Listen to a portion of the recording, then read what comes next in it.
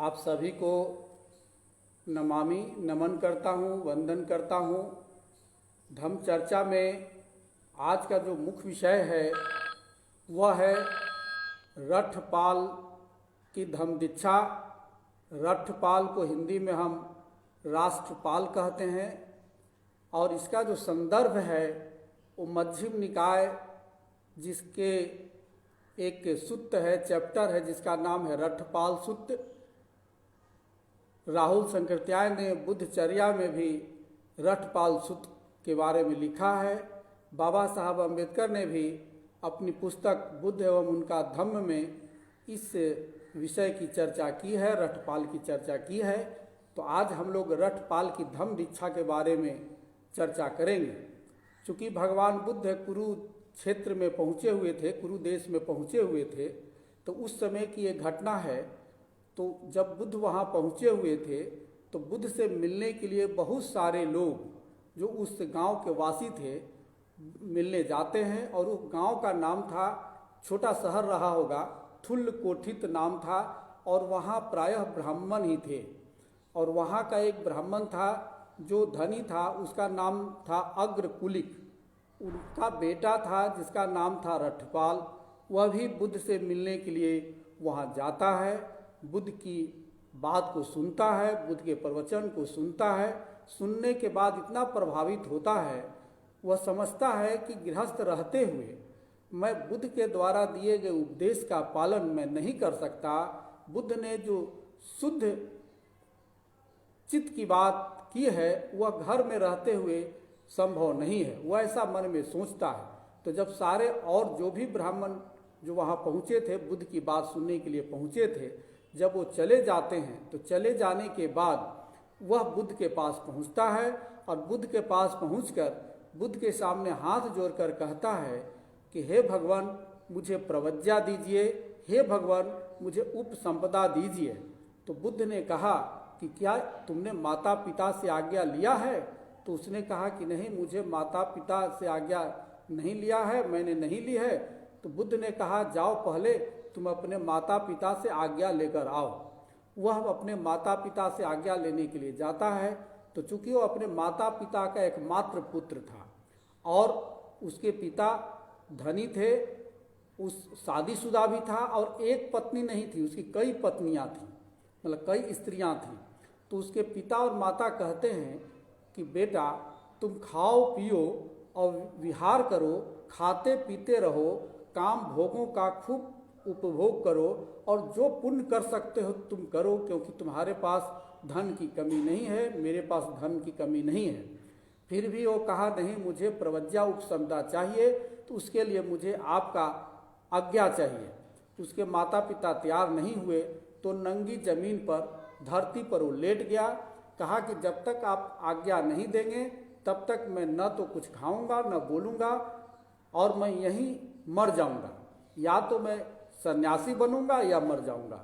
उसके बाद माता पिता बहुत मनाया, वो नहीं माना। उसके बाद उसके माता पिता, उसके जो भी मित्र थे वो सारे मित्रों से कहा, वो सारे मित्र भी उसको मनाने लगे, फिर भी वो नहीं मानता था, कुछ नहीं बोलता था। तो मित्र ने उसके माता पिता को सुझाव दिया कि आप इसे अनुमति दे दीजिए। अगर अनुमति दे देते हैं और यदि सन्यासी में इसका मन नहीं रमता है, मतलब भिक्षुपन में मन नहीं रमता है, तो फिर लौटकर आकर एक गृहस्थ बन जाएगा। दूसरी चीज़ है कि अगर वो सन्यासी बनता भी है, भिक्षु बनता भी है, तो इसको आप देख सकते हैं, इसका आप दर्शन कर सकते हैं। लेकिन यह तो भूखे जो पड़ा हुआ है, एक समय आएगा कि वह मर जाएगा। ऐसी स्थिति में उसके माता पिता ने आज्ञा दे दी। आज्ञा दे दी तो वो जाकर बुद्ध के सामने जाकर फिर से वो बुद्ध का भिक्षु बन जाता है, अनुगामी बन जाता है। उसके बाद वो बुद्ध के साथ साथ वहाँ से श्रावस्ती की ओर चलता है। वो 15 दिन वहाँ बुद्ध रुकते हैं, कुरुक्षेत्र में रुकते हैं, कुरु देश में रुकते हैं, वहाँ से श्रावस्ती की ओर प्रस्थान करते हैं। उसके बाद कुछ समय गुजरता है। अठ कथा में वर्णन है 12 वर्ष, लेकिन उस त्रिपिटक के मध्यम निकाय में वर्णन नहीं है कि कितना साल। वो जिस लिए वो सन्यासी बना था, जिस लिए भिक्षु बना था, उसको वह ज्ञान प्राप्त हो जाता है, चारों ध्यान प्राप्त हो जाता है और वह लगभग अरहत हो जाता है। वैसी स्थिति जब होती है तो बुद्ध से कहता है कि भगवान मुझे घर जाने की अनुमति दीजिए, मैं अपने माता पिता से दर्शन दे आऊँ। तो बुद्ध कहते हैं ठीक है तुम जाओ। तो वो आता है, अपने यहाँ आता है जहाँ का रहने वाला था, कुरुक्षेत्र में आता है, कुरुदेश में आता है, थुलकोठित में आता है। और आने के बाद वह भिक्षा मांगते हुए अपने घर के पास जाता है। अपने घर के पास जाता है तो देखता है कि उसके पिताजी वो बीच जो दरवाज़ा था उसके सामने वो बाल बनवा रहे थे। तो उसके पिताजी देखे कि एक सिरमुंडा जो मुंडन किया हुआ है, सर पर बाल नहीं है और हमारे दरवाज़ा पर खड़ा है। तो वो बोलते हैं उसके पिताजी कि ऐसा ही जो मुंडक है ऐसा ही हमारे पुत्र को लेकर चला गया और वही हमारे पुत्र को सन्यासी बनने के लिए उस्काया है। तो ऐसे जाओ ऐसे को कुछ नहीं करना है। इस तरह से कमेंट करता है। वो चुपचाप बेचारा चला आता है रटपाल, और जाकर वहाँ जो राजा कौरव्य था, वहाँ कुरुक्ष देश का जो राजा था उसका नाम था कौरव्य, और वो मृग कहते हैं मृग को, तब मृग रहता होगा उसके उद्यान में, उसका नाम था मृगचीर। वहाँ जाकर वो बैठता है, वृक्ष के नीचे बैठता है। तो उसकी दासी जो है, रटपाल के पिताजी के जो दासी थी, वो बासी जो कुम्मास था, मध्यम निकाय में कुम्मास शब्द यूज हुआ है, अभिदोषिकं कुम्मासम, मतलब कुलमास हिंदी में कहते हैं, या तो कहिए दाल कहिए, मतलब बासी दाल को फेंकने के लिए वो दासी जाती है। तो रटपाल कहता है कि बहन तुम बाहर नहीं फेंककर हमारा जो पात्र है इसमें डाल दो, और वो पात्र में डाल देती है। पात्र में डालते समय उसका हाव भाव और बोली से वो पहचान जाती है और जाकर अपने मालकिन को कहती है कि मालकिन पुत्र आया है, रटपाल जी आए हुए हैं। तो उसकी माँ तुरंत अपने हस्बैंड से, पति से कहती है। उसके बाद उसके पिताजी दौड़ कर जाते हैं, कहते हैं बेटा यह क्या खा रहे हो? तो नहीं आज का खाना तो मेरा हो गया, तुम चलो घर पर खा लो। नहीं आज मैं नहीं खाऊंगा, मेरा खाना हो गया। तो फिर कहता है कि अच्छा बेटा कल का खाना मेरे यहाँ खा लेना। तो ठीक है कल का खाना मैं स्वीकार करता हूँ। इतना तक वह भी कहा कि आपके घर के पास तो मैं गया था तो दुत्कार ही मिला। इस तरह से जो भी वार्तालाप हुआ, उसके बाद दूसरे दिन जो अपने घर पर पहुँचता है तो देखता है कि बहुत एक चारपाई पर बहुत सारा धन इकट्ठा करके, मतलब उस समय का जो सोना चांदी था सारा चीज़ जो इकट्ठा करके रखा हुआ है, उसको ढक कर रखा हुआ है, और उसकी पत्नियां सब बहुत सज धज के तैयार है। तो फिर से बाप कहता है कि बेटा इतना सारा धन है, ये दादा का धन है, ये हमारा धन है, ये किस काम का होगा?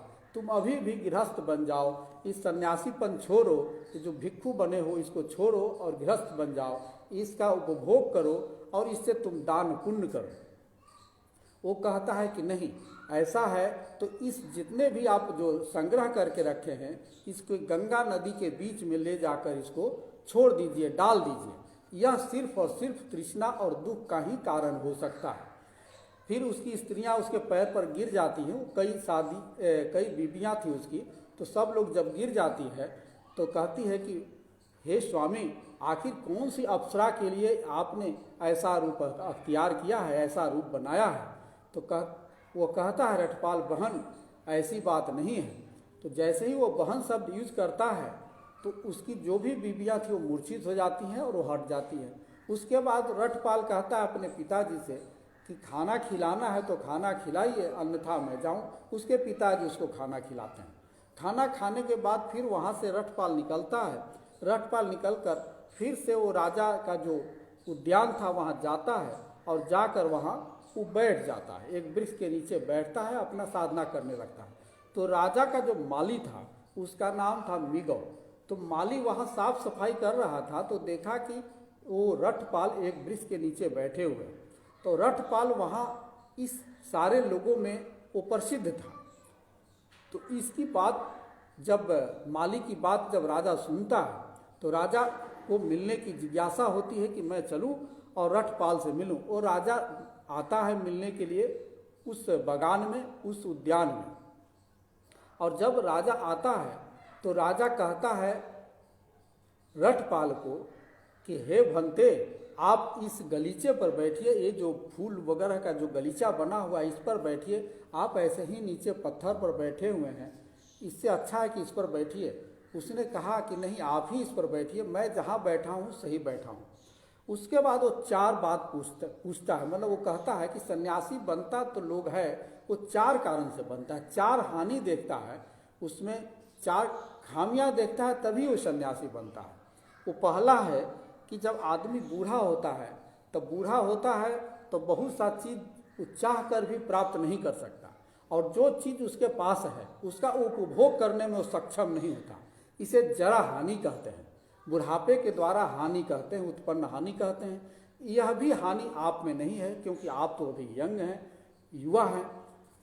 फिर दूसरा हानि कहता है कि जब बीमार पड़ जाता है, सख्त बीमार पड़ जाता है, तो बीमारी के कारण भी जो भी उसके पास उपलब्ध संसाधन है उसका उपभोग नहीं कर पाता। वैसी स्थिति में वह फिर से भिक्षु या सन्यासी बनता है। लेकिन आपको तो कोई रोग भी नहीं है, व्याधि भी नहीं है, इसे हम व्याधि हानि कहते हैं। फिर वो कहता है कि भोग हानि, तीसरा होता है भोग हानि, जिसके कारण से लोग सन्यासी बनते हैं। वो भोग हानि ये है कि जो काम भोग के लिए जितना भी उसके पास धन है, जो महाधनी रहा कोई आदमी और धीरे धीरे धन का क्षय हो गया, नष्ट हो गया, तो धन का जब नष्ट हो जाता है तो सोचता है कि अब कैसे हमारा जीविका चलेगा। वैसी स्थिति में वो फिर सन्यासी बन जाता है। तो यह होता है भोग हानि। यह भी आपके यहाँ नहीं है, क्योंकि आपके पिताजी तो बहुत संपन्न हैं, धनी हैं।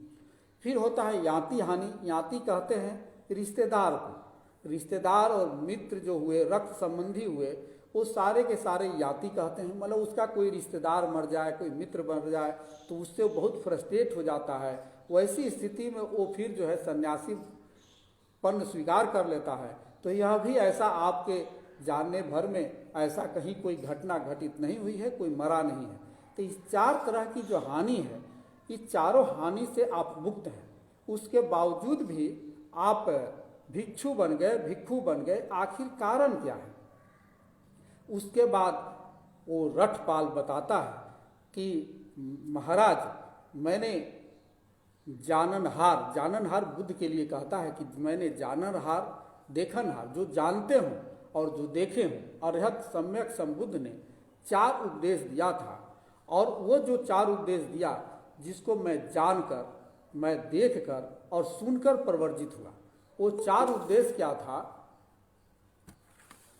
वो मैं 4 उपदेश के बारे में मैं बताता हूँ कि वो 4 उपदेश ही मुझे भिक्षु बनने के लिए ऐसा बाध्य किया।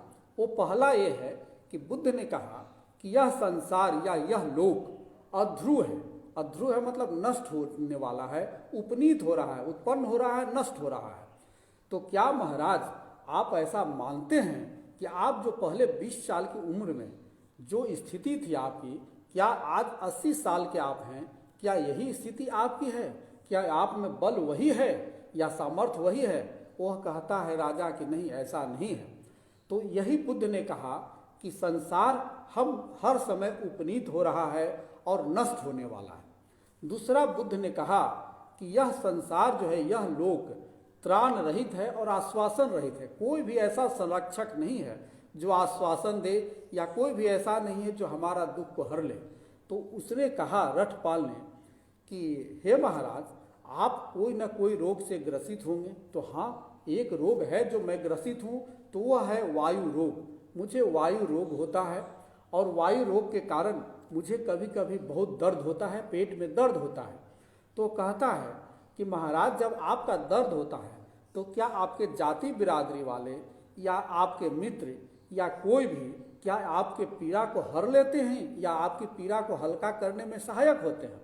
तो कहता है नहीं, जो भी पीड़ा होता है वो तो मुझे स्वयं ही सहना पड़ता है। तो कहा कि बुद्ध ने यही कहा, कोई आश्वासन देने वाला नहीं है, कोई पालनहार नहीं है, कोई त्राण रहित करने वाला नहीं है। तीसरा, उन्होंने कहा कि यह लोक अपना नहीं है, सब कुछ छोड़ कर जाना है। तो क्या सभी जो भी हम जन्म लेते हैं उसके बाद मरते हैं, जितने भी काम भोग के संसाधन हमारे पास हैं, सब के सब यहीं रह जाते हैं, और मनुष्य मर जाता है। आप मर जाएंगे, कोई ना कोई मर जाता है, सारा चीज़ यहीं छोड़कर चला जाता है। तो मनुष्य तो अपना कर्म अनुसार जहाँ जाना होता है वहाँ चला जाता है। इसीलिए यह संसार अपना नहीं है और सब कुछ छोड़कर जाना है। यह तीसरी बात बुद्ध की थी। चौथी बात, लोक में जो भी मनुष्य हैं वो सारे के सारे तृष्णा के दास हैं, तृष्णा के गुलाम हैं, और तृष्णा कभी भी पूरा नहीं होता। कितनों हम भोग विलास कर लें, राजा साहब आपने महाराज सारे भोग विलास कर लिए हैं, लेकिन फिर भी आपके मन में किसी न किसी चीज़ की पाने की इच्छा आपकी होती ही होगी, और इस तरह से मरने के समय में भी आप तृष्णा से ही ग्रसित रहेंगे और आपकी मृत्यु होगी। इस तरह से कमती वाला होकर ही, तृष्णा का दास होकर ही आदमी मरता है। तो इस तरह से यह चार बातें बुद्ध के द्वारा जो बताई गई, यही चार बातों से मैं प्रभावित होकर सन्यासी बना हूँ। उसके बाद राजा कहता है कि अद्भुत अद्भुत अद्भुत। उसके बाद रठपाल और कुछ बात कहता है। रठपाल कहता है कि धनवान मनुष्य जो होते हैं, धन के लोभ में कोई दान नहीं करता और सबको इकट्ठा करता है, सारा धन इकट्ठा करता है, और वह सोचता है कि मैं इसको जितना ज़्यादा भोग सकूं, लेकिन अंत एक ऐसा आता है कि सारा का सारा धन यहीं रह जाता है और तृष्णा में संलग्न रहकर पूर्ण रूपेण डूबा हुआ होकर ही वह मर जाता है। मरने वाले के लिए कोई रिश्तेदार, कोई मित्र उसके सहायक नहीं होते। उसके जो दायाद होते हैं, उसके जो वंशज होते हैं, स्त्री होते हैं, पुत्र होते हैं, जो भी होते हैं, उसके धन को हरते हैं, और प्राणी तो वहीं जाता है जहाँ उसे कर्म ले जाता है। उसका राज्य, उसका धन कोई नहीं जाता। इसीलिए प्रज्ञा ही श्रेष्ठ है, प्रज्ञा ही सुप्रीम है। साधु साधु साधु। अगले रविवार को हम लोग धम्म चर्चा में इसके आगे का टॉपिक पटाचारा के बारे में हम लोग चर्चा करेंगे।